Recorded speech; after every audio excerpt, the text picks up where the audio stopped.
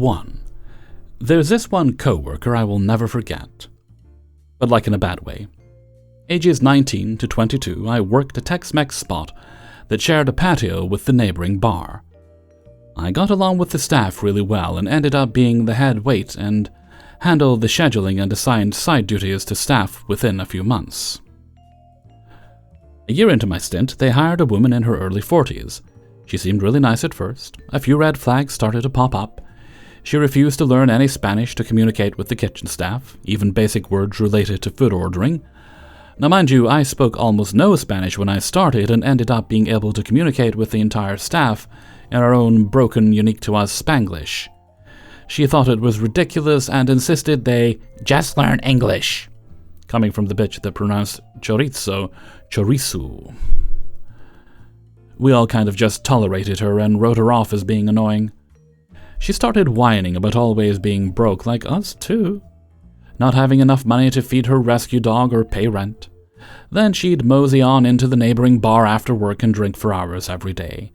Very much a functional alcoholic. And I don't say that in a judgy way, just to get perspective, but realizing she can't afford to feed her dog because she'd rather order 5 double top-shelf ranch waters caused me to lose all respect and most empathy for her situation.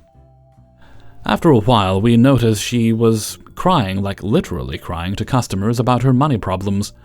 Most of them were regulars, and a few of them even asked me to stop letting her wait on them because of this. I spoke to the manager, who was a friend, and he had a talk with her and gave her a stern warning. Side note, I have always loved Halloween, and I usually request the evening of and morning after off months in advance. In this case, I asked off 2 full months in advance, and it was approved.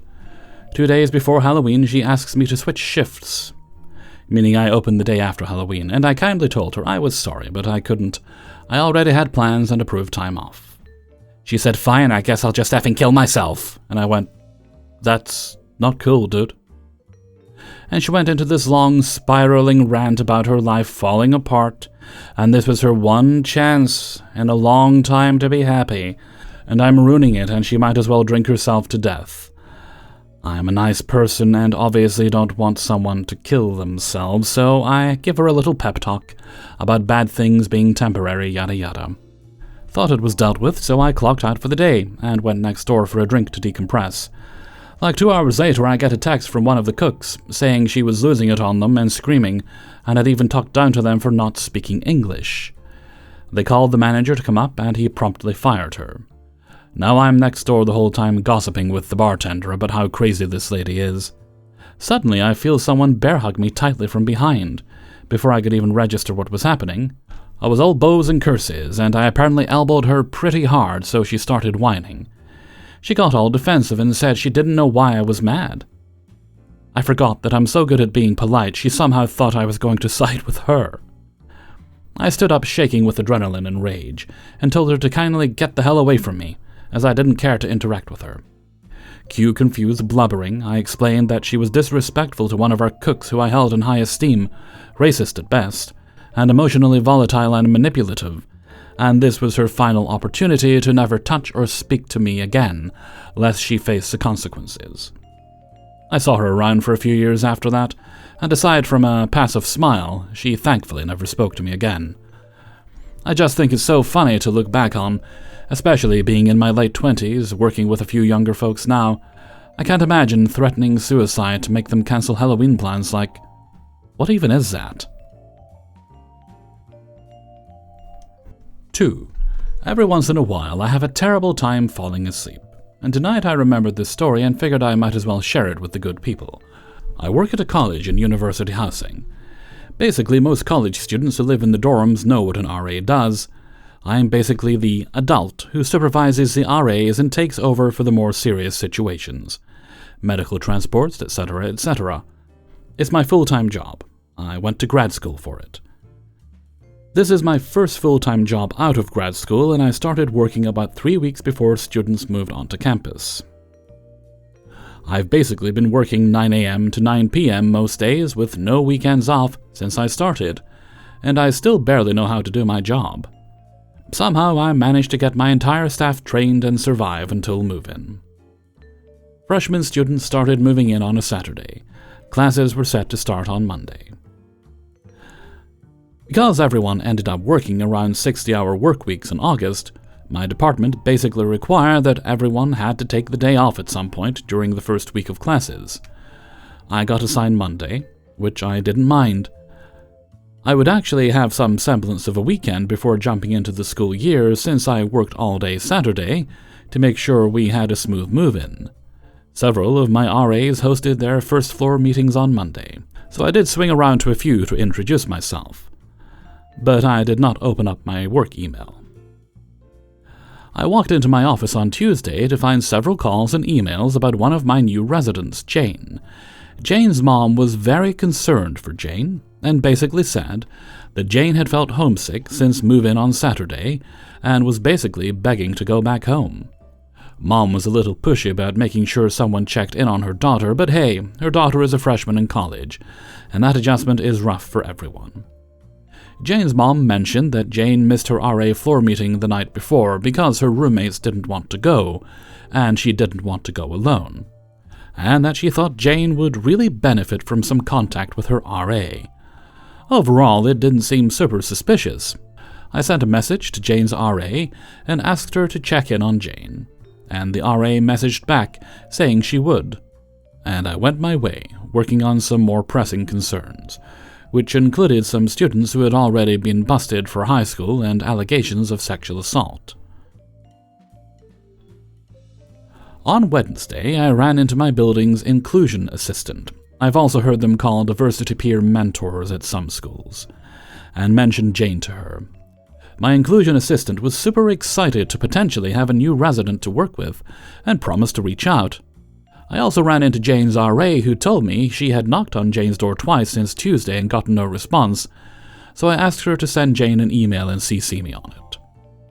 On Thursday, I got a notice of Jane's withdrawal. The withdrawal message from my boss specifically said that I should call Jane's mom, so I did, without really thinking much about it.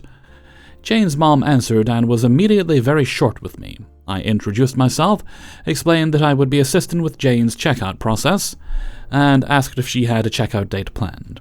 She says, well, yes, we were planning on moving Jane out tomorrow, This has been such a terrible experience for us. I don't know if you're open to any constructive criticism, but... And here's where I knew I was going to have to bite my tongue to get through this phone call. When I was an RA in college, I was walking up and down the hallways to meet everyone. I just want to know why her RA wasn't doing that. Yes, ma'am. During your check-in date and time, your RA was actually working at the central check-in location.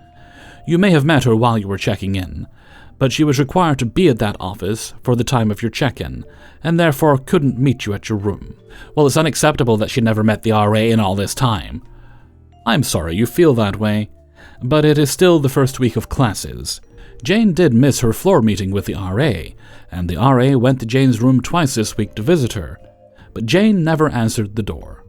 My inclusion assistant, Paige, also reached out to Jane yesterday.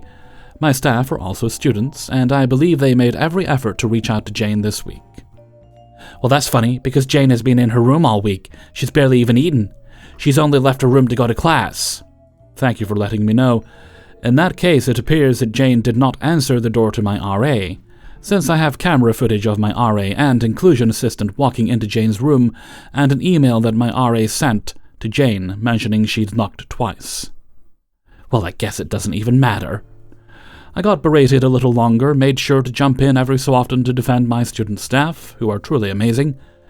It seemed like, to me, that Jane didn't want to be in college and was making her experience seem a lot worse to Mom, so she would pull her out of school.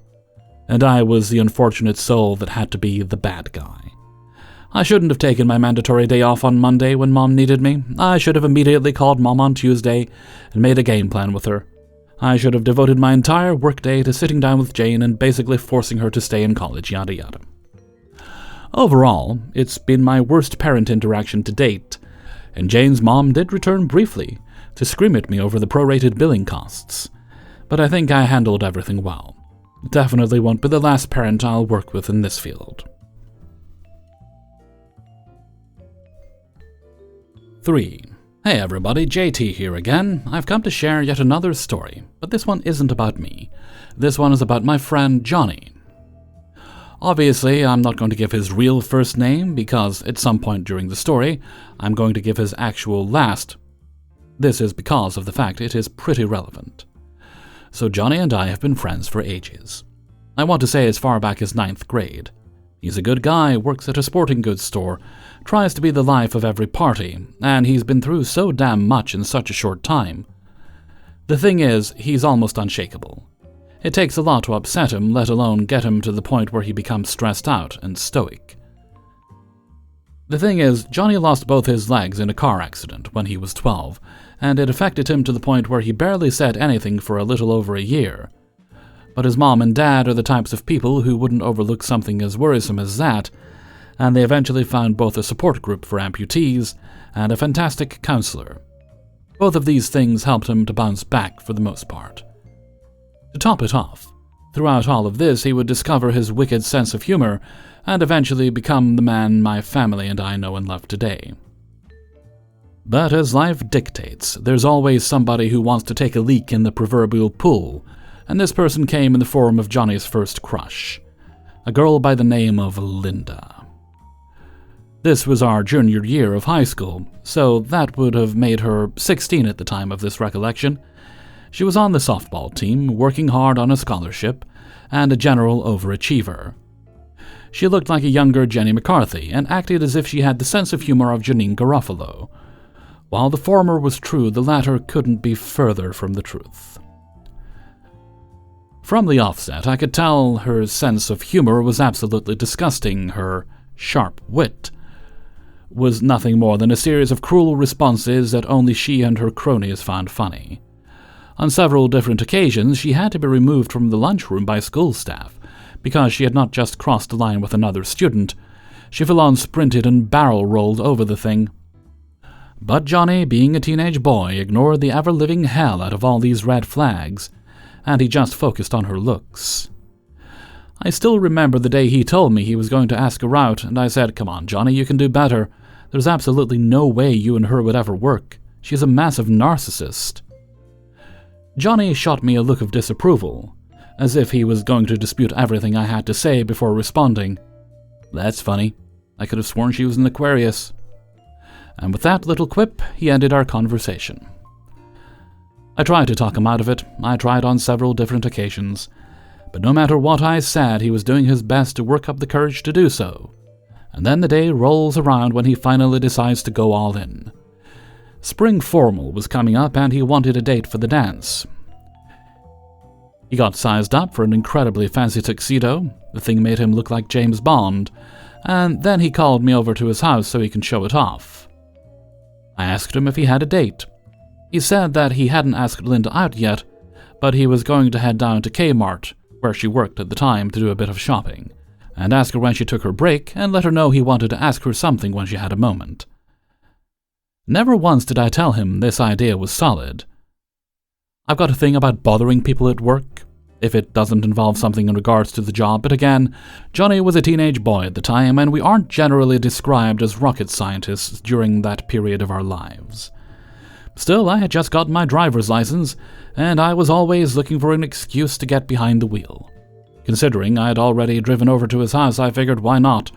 I was trying to get in as much experience as possible, and I felt he would be a little bit more confident, knowing I was there in case things went sour.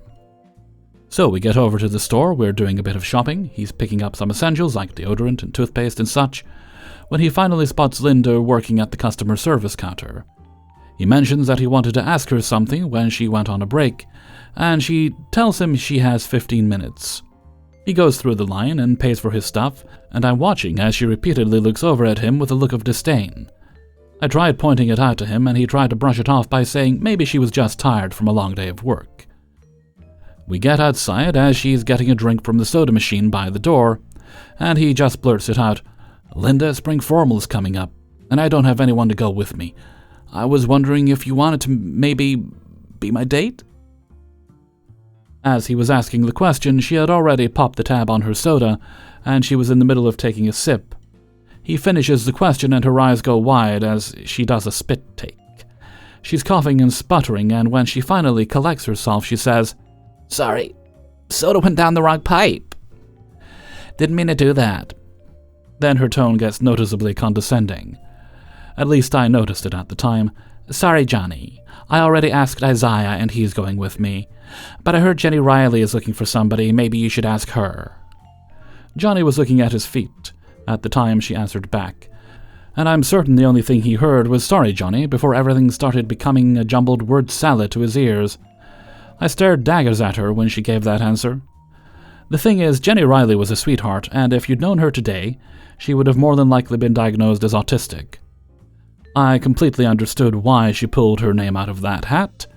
I also saw right through the lie because I knew Isaiah personally, and outside of school, he wasn't necessarily the most social of people. He couldn't stand school functions, mostly because of the fact that people pressured him into bringing a date. And at the time, he quite secretly had a boyfriend. Not many of us knew Isaiah's secret at the time, but the ones who did kept tight-lipped about it because it was up to him to come out when he felt ready. So I caught her in two lies, but before I could say anything, Johnny just wanted to go. I dropped him off at home, and he didn't even so much as say goodbye. The poor kid was absolutely dejected. The next day we get back to school and people are laughing behind his back.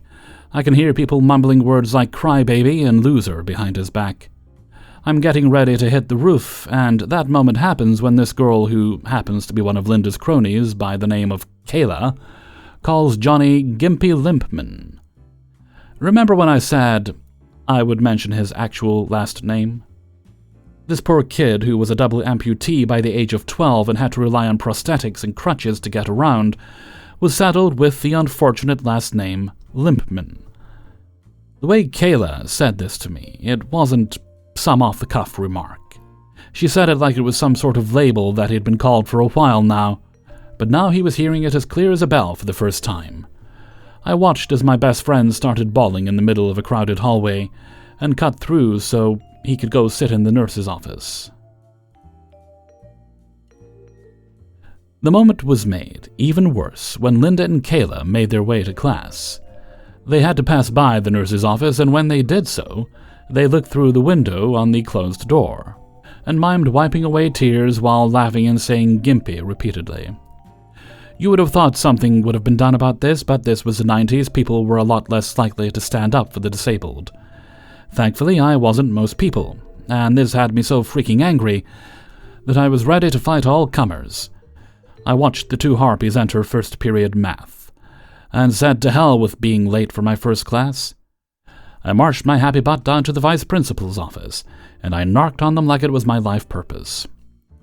I ended up explaining the entire situation to the vice principal, an ex-military man, and he was absolutely appalled. He was already angry enough when he heard Johnny was being called a crybaby and a loser. Over what? Asking the wrong girl out? But the minute I mentioned the nickname, I swear I almost saw sparks shoot out of the man's ears. He shook my hand and thanked me for coming to him with this issue, and asked me to follow him to the nurse's office. When we get there, Johnny is sitting there, at the edge of the little bed the nurse usually had in the office for people experiencing migraines and such. She's sitting in a chair directly in front of him, holding his hands while comforting him, as if he were her child. And the minute the vice principal walks into the room, she shoots him a look that tells us she'd been crying with Johnny. My vice principal was the embodiment of tough but fair, and the moment the whole visual played out in front of his very eyes, that was it. He systematically went from classroom to classroom, and grabbed not only Linda, but her little worker bees as well. On his way to the first classroom with Johnny and I in tow, an incident happens that backs up everything. We had a foreign exchange student by the name of Lynn. She was from South Korea. She, too, was subjected to the wrath of the Linda hive mind due to the language barrier. And it's due to this language barrier she asks our vice principal, "What does gimpy mean?" He asks why she would want to know, and she points at Johnny and says, "Linda and her friends made everybody call him that. I watched him walk away crying. I don't understand that word, but I know it wasn't right." The vice principal says it's a disgusting word and that she shouldn't repeat it. He thanks her for coming to him first instead of joining in, and tells her she can go to class. She walks up to Johnny, pats him on the shoulder while giving him a warm smile. "It will be okay," is all she says, as she waves goodbye and heads down the hall. Now, He heard the same story from 2 different people, and he knew that if these girls tried to lie their ways out, they would end up tying their own proverbial rope. We all sat in one incredibly packed little office as he tore into these girls. He demanded they apologized and threatened with phone calls to their parents and detention. He demanded they turn over the conductor of the insult train. And when they inevitably refused, he made good on his threats. Parents were called. The vice principal spent all day on the phone or meeting them in person, and we found out at the end of the day that not only had Linda and her crew been given 3 weeks detention, not a single one of them would be allowed at the dance. The following day, the vice principal had an impromptu assembly where he more or less tore into the entire student body for running their mouths and being so damn inconsiderate. Everything went quiet. Everything stayed quiet. Those who had enough common sense to realize they had given in to peer pressure actually made it a point to apologize to Johnny. He makes it to the dance after his parents and I tell him he still needed to go because high school memories don't always have to be painful ones. So he eventually went stag. About half an hour in, I look up to find Lynn spending all of her time at the dance at his side, whether it be dancing with one another or just chatting.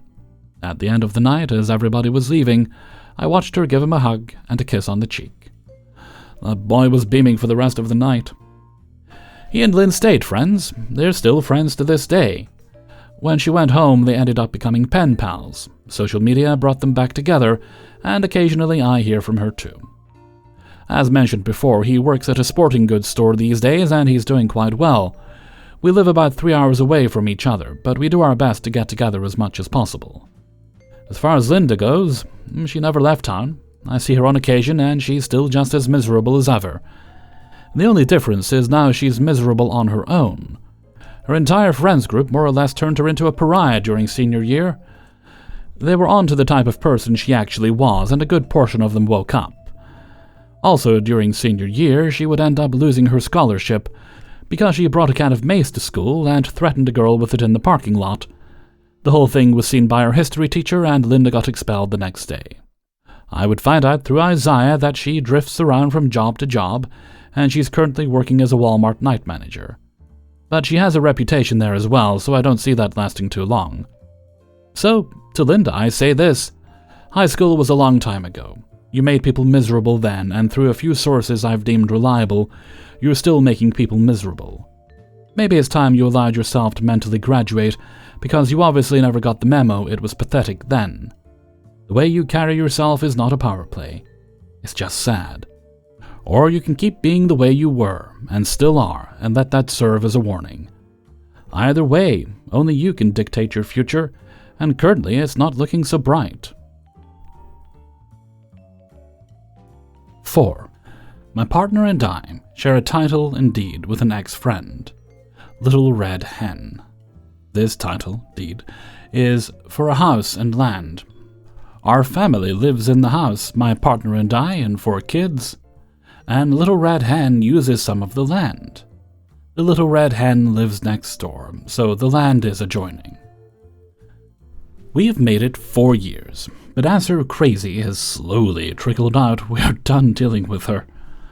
To keep it short, she was infiltrating our family, coming over all the time, calling my husband her bestie, and cutting me down with offhanded comments. Weird single white female stuff. Am I showing my age with that one? Remember that movie? Entitlement without basis, absolute toxic person, textbook narcissist stuff. My partner and I have learned a great deal during this, and we are stronger for it. We absolutely take full responsibility for being duped. But now it's time to remove ourselves from her, and we're trying to do it delicately. We figured the best way is to tell her we wanted to move because of the neighborhood, as it is getting more noisy and crowded than when we first moved in. This was not a lie. As we had guessed, she said she could buy us out and do a cash-out refinance. It's undeniable that my partner and I put all the money into the house and land, as well as paid for every mortgage payment.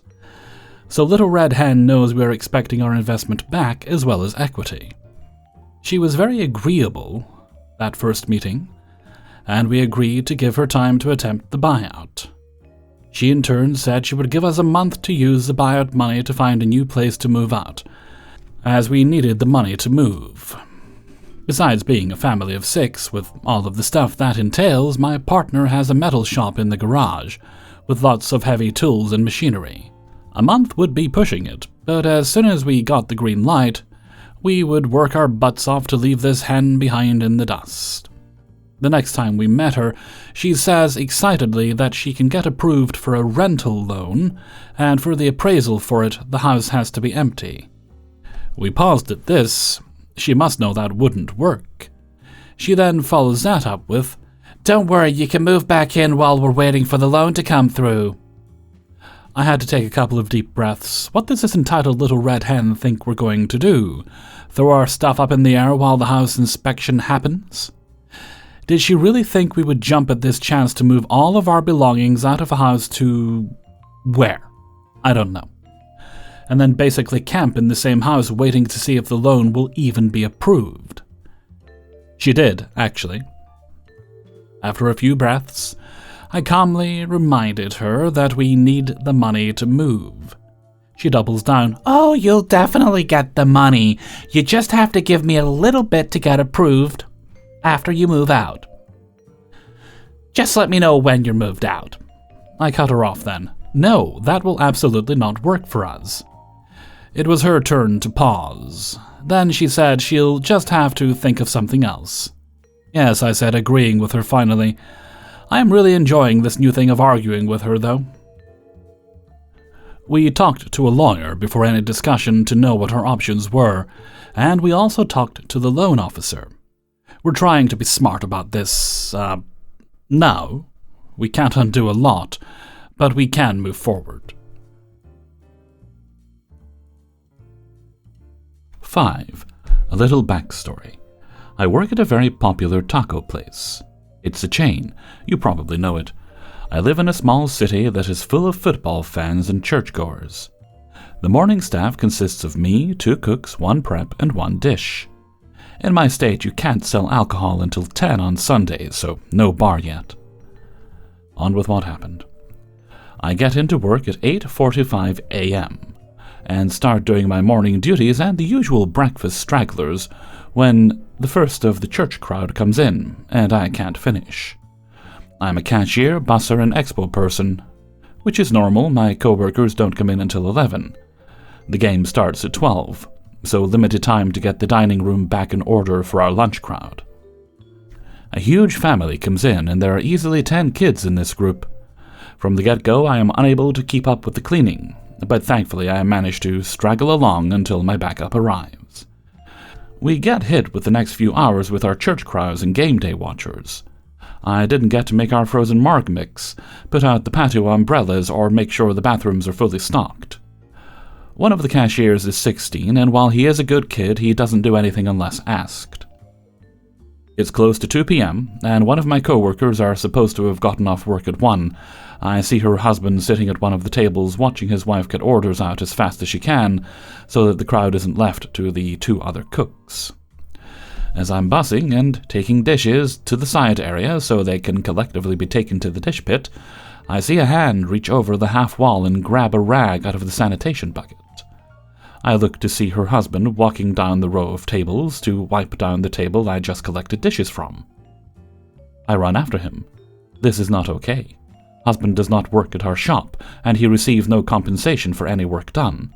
My manager is super strict, and we're a tight customers do not bus or clean their own table ship, which is fine. I work well with clearly defined duties and responsibilities. I tell him he doesn't need to do this and that I will take care of it, and try to take the rag from him. He doesn't let me and says I've got it. This guy is much bigger than me. I am a 30-year-old female and I stand at 6 feet. This guy towers over me easily. It gets worse from there. He's now going to customers, collecting their dirty dishes and wiping down the drink station. My guests are clearly confused. He wasn't even wearing anything like one of our many colored shirts, with our logo and name, as well as a catchy little joke on the back. We can wear jeans or shorts with slip-resistant shoes. He has on sandals, cargo shorts, and a completely plain dark blue shirt. The more we ask him to stop, the more he does. I am so beyond angry and frustrated about this. I'm in no way looking forward to the butt-chewing awaiting me the next time I see my boss. He watches cameras all the time. I'm just praying with all my might that he will see me try several times to get him to stop, and double down keeping the restaurant clean as well as keeping the order line short. Hey everybody, Hellfreezer here, and thank you very much for listening to Idiots in the Wild 180. And thank you very much to everybody who allowed me to use their stories in this video. Before you go, please hit the like button and subscribe if you haven't done so already, and support me on my Patreon page, which is linked for you in the description. As little as $1 a month helps out a lot. Okay, we've no other business today, so let's move along to Hellfreezer's question of the day. And what is your comfort food? Lately, and it's not the healthiest thing in the world, and it really isn't healthy, it's been ham and eggs and potato scones. I'm not really sure how to describe that if you've never had one before, but it's kind of like a little thin cake thing you fry. Usually best to do it after the bacon so it gets all the bacon flavors. And I had that for about a week for almost every meal before I realized, well, my brain is enjoying this, but my heart's probably not going to thank me. So I had to step back a little bit and show a bit of restraint. Let me know what you think in a comment below. Before we go, let's take a look at the answer of the day from a previous video. Today's answer comes from Idiots in the Wild 179, and was about, do you prefer your drinks in glass, plastic, or cans? Today's answer comes from Enza Sierra. Glass bottles are fairly hard to find, but they are nice as a treat. It tastes a bit better, somehow. Otherwise, metal is my primary choice. Thank you very much for your answer, Enza. And with that, I'm going to head off for now, so until next time, thank you very much for listening, and take very good care of yourselves.